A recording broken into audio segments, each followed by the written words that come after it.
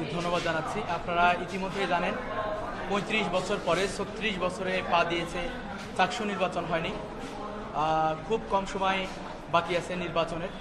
তো এখন পর্যন্ত ছোট ছোট কিছু ঘটনা, আচরণবিধি কেন্দ্রিক কিছু বিষয়, এরপরে নির্বাচন কমিশন তাদের যে লেভেল প্লেইং ফিল্ড নিশ্চিত করা, এই বিষয়গুলোর বাইরে আমার মনে হয় খুব বেশি এখন পর্যন্ত আমরা কোনো সমস্যা দৃশ্যমান হয়নি। ছাত্র সংগঠনগুলো এবং যারা স্বতন্ত্র প্রার্থী রয়েছে, ভোটার রয়েছে, তাদের সকলের মাঝেই আমরা সৌহার্দ্যপূর্ণ সম্পর্ক দেখেছি। এবং আমার মনে হচ্ছে যে চট্টগ্রাম বিশ্ববিদ্যালয়ে যে নির্বাচন অনুষ্ঠিত হতে যাচ্ছে তা সারা বাংলাদেশে একটা দৃষ্টান্ত স্থাপন করবে। কারণ এখন পর্যন্ত নির্বাচন যে পর্যন্ত এগিয়ে এসেছে, আসলে অন্যান্য ইউনিভার্সিটিতে আমরা দেখেছি নির্বাচনের সময় কিন্তু বিভিন্ন ধরনের সমস্যা হয়েছে।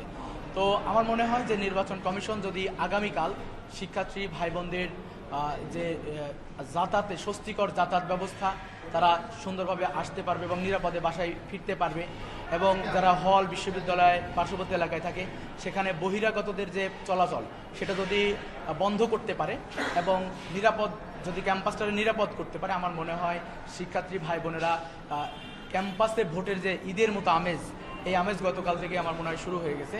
তো আমরা জয়ের ব্যাপারে যদি বলতে চাই, আসলে সবাই তো বিজয়ী হওয়ার জন্যই এই প্রতিদ্বন্দ্বিতা করছে। সেই জায়গায় আমরা মনে করি আমাদের যতটুকু সুযোগ ছিল, আমাদের যতটুকু ক্যাপাবিলিটি ছিল, আমরা আমাদের ভাই বোনদের মাঝে যাওয়ার চেষ্টা করেছি, কথা বলেছি। আমাদের ভাই বোনেরা চট্টগ্রাম বিশ্ববিদ্যালয়ের শিক্ষার্থী, তারা অত্যন্ত মেধাবী। তারা বিচার বিশ্লেষণ করে তারা সিদ্ধান্ত নেবে যে তাদের রায়ে তারা কাকে বা কাদেরকে এই ছাত্র সংসদ পরিচালনার সুযোগ দিবেন। এবং ইতিপূর্বে যারা কমিটমেন্ট রক্ষা করেছেন আগামীতে করবেন, যারা ইতিপূর্বে সততার পরিচয় দিয়েছেন আগামীতেও দিবেন, যাদের প্রতি তাদের আস্থা আছে তারাই বিজয়ী হবে বলে আমি মনে করি। আপনি বলছিলেন যে যদি সবকিছু ঠিকঠাক থাকে, আপনার কাছে কোনোভাবে মনে হচ্ছে যে নিরাপত্তা ব্যবস্থা কিংবা অন্যান্য যে ব্যাপারগুলো আছে সেখানে আপনি কোনো সন্দেহ প্রকাশ করছেন?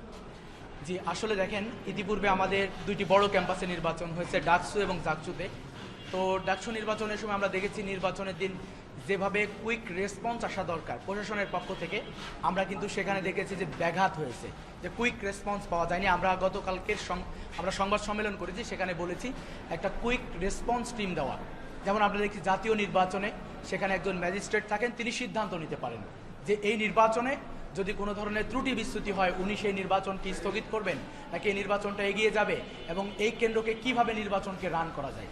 আমরা আমাদের প্রস্তাবনায় রেখেছি নির্বাচন কমিশনের পক্ষ থেকে যেন কুইক রেসপন্সের ব্যবস্থা করা হয়।